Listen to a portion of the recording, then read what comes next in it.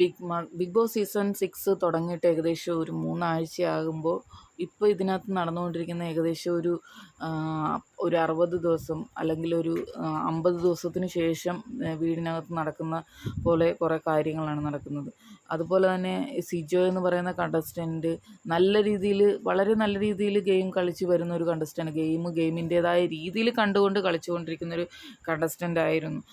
പെട്ടെന്നുള്ള ഒരു മത്സരത്തിൽ, അതായത് ക്യാപ്റ്റൻസി മത്സരത്തിൽ റോക്കിയും സിജോയും കൂടെ ഒരുമിച്ച് കളിക്കുന്നു. പെട്ടെന്ന് ആ മത്സരത്തിൽ സിജോ ജയിക്കുന്നു. അതിൻ്റെ ഒരു വൈരാഗ്യത്തിൽ റോക്കി സിജോ ആയിട്ട് അങ്ങോട്ടും ഇങ്ങോട്ടും വാക്ക് തർക്കം ഉണ്ടാകുന്നു.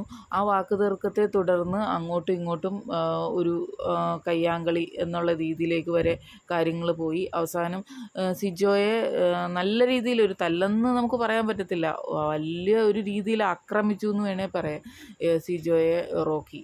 എന്നിട്ട് അതിൻ്റെ പേരിൽ പുറത്തേക്ക് പോയ ഒരു കണ്ടസ്റ്റൻ്റാണ്. ഒരു കണ്ടസ്റ്റൻറ്റിനെ ഉപദ്രവിച്ച് അയാൾക്ക് ഫിസിക്കലായിട്ട് കംപ്ലൈൻ്റ് ആയതിന് ശേഷം അയാൾ ഒരു സർജറി വരെ ചെയ്ത്, എന്നിട്ട് പോലും അകത്തുള്ളവരും റോക്കിയെ സപ്പോർട്ട് ചെയ്യുന്നു, പുറത്തുള്ളവരും സപ്പോർട്ട് ചെയ്യുന്നു.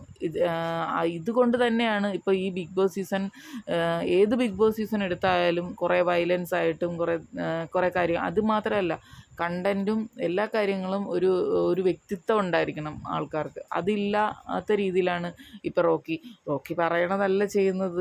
റോക്കി എന്താണ് കാണിക്കുന്നതെന്ന് റോക്കിക്ക് പോലും അറിയത്തില്ല. ചെയ്തതിന് ശേഷം റോക്കി അതിനെക്കുറിച്ച് ആലോചിച്ച് കരയുകയും പുറത്തേക്ക് ഗെയിമിൻ്റെ പുറത്ത് വന്നതിന് ശേഷം പറയും തിരിച്ച് ഗെയിമിലേക്ക്. ഇതൊന്നും ചിന്തിക്കാനുള്ള ഒരു ഇത്രയും വലിയൊരു ഫിസിക്കൽ അസാൾട്ട് ചെയ്തേച്ചും തിരിച്ച് ഗെയിമിൽ ഇതിൻ്റെ ഒരു 7 അയലത്ത് പോലും അല്ലാതെ ചെറിയ ഫിസിക്കൽ അസാൾട്ടുകൾ, അതായത് റോബിനെ പോലുള്ള ആൾക്കാർ ഔട്ടായത് എങ്ങനെയാണ്, ചെറിയ ഒരു കൈ അറിയാതെ, ആ ദേഷ്യത്തിൽ കൈ അറിയാതെ തട്ടിയതാണ്, അല്ലാതെ മനഃപൂർവ്വം ഒരാളെ ഇടിക്കുകയോ അയാളെ മുറിവേൽപ്പിക്കാനോ ശ്രമിക്കുകയോ ചെയ്തിട്ടില്ല. പക്ഷേ റോക്കി എന്താ ചെയ്തത്, മനഃപൂർവ്വം ദേഷ്യം വരുമ്പോൾ നമ്മുടെ മുന്നിൽ നിൽക്കുന്ന ആളിലേക്ക് ആ ഒരു അടി, ഒരു ചെറിയ അടി ആണെങ്കിലോ അല്ലെങ്കിൽ ചെറിയൊരു തള്ളു പോലെ അല്ലത്, നല്ല രീതിയിൽ ഒരു ഫിസിക്കൽ അസാൾട്ട് ചെയ്ത ആൾക്ക് ഒരിക്കലും ഇതിനകത്ത് കയറാനുള്ള അർഹതയില്ല. അങ്ങനെ തന്നെയാണ്, അതാണ്